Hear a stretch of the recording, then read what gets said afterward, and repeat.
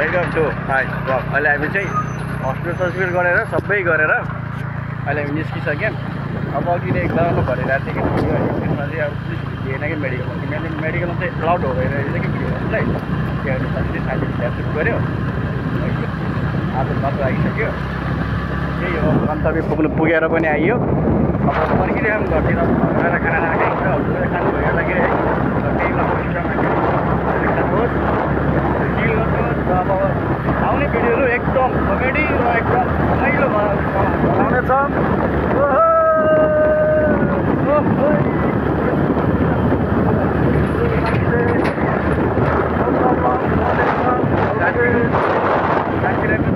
दुईचोटि नोक्सान गरिदिन्छ। एकचोटि बिमारी भएको थिएँ म एकदम, त्यतिखेर कमेन्ट गरिदिएँ यसमै। यसले लग्दाखेरि हस्पिटल भर्खर चाहिँ लागेको त लागिहाल्छ। गाइज अहिले चाहिँ म रिक्समा अहिले हामी गाइज हेर्नुहोस् के भन्छ अरे सिङ्गल बाटोमा हामी आफ्नै शासनमा हिँडिरहेछौँ। अनि यतातिर सरकार शासन छ, यतातिर हाम्रो शासन छ। प्राइभेट हो कि यो चाहिँ प्राइभेट हो क्या? यो हाम्रो प्राइभेट बाटो, आफ्नै बाटो हो। हामीले पैसा दिएर बनाएको नि त यार। यो हाम्रो आफ्नै बाटो, यो हामी आफैले बनाएको बाटो हो होइन।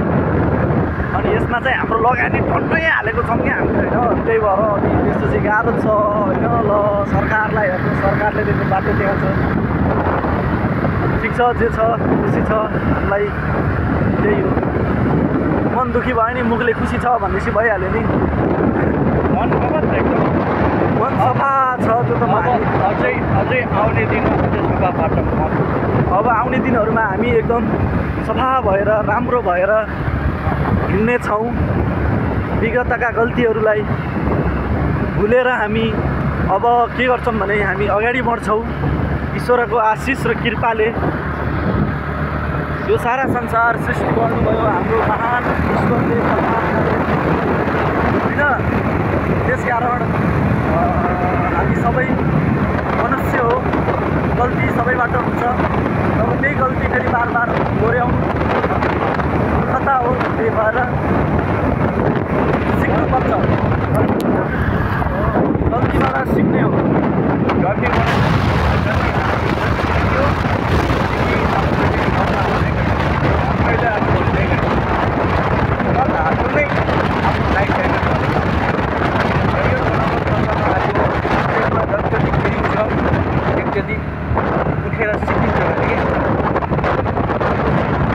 यो उठेर सिकिन्छ, सबै कुरा हुन्छ। मनमा भएका हरेक उयो पीडाहरूलाई लिएर बस्न हुँदैन।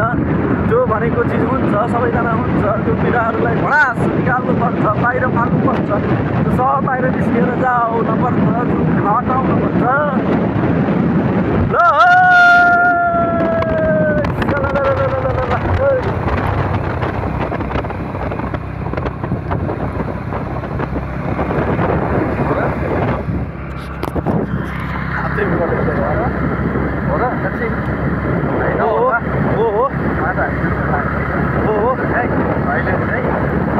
अहिलेको जेनेरेसन के छ होइन, काम गरिरहेको बेलामा मोबाइल लगाइरहेको मान्छे ल्याउनु पर्छ है। अलिक जेनेरेसन क्या त खाली बस्यो भने बोलाएर बस्छ क्या।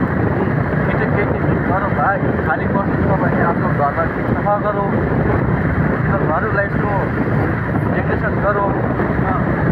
खाली नबस्ने खाली जति खाली बसिन्छ नि दिमागलाई बोझ हो भने, जति खाली बस्यो दिमागलाई त्यति नै बोझ हो भने, जति आफूले होइन एउटा काम गरिरहेको नै एउटा भयो क्या मलाई। यो यसमा चाहिँ मैले रोकी है। जति काम ठगेर बस्छ नि त्यो आफूको लागि पाप हो अरे क्या।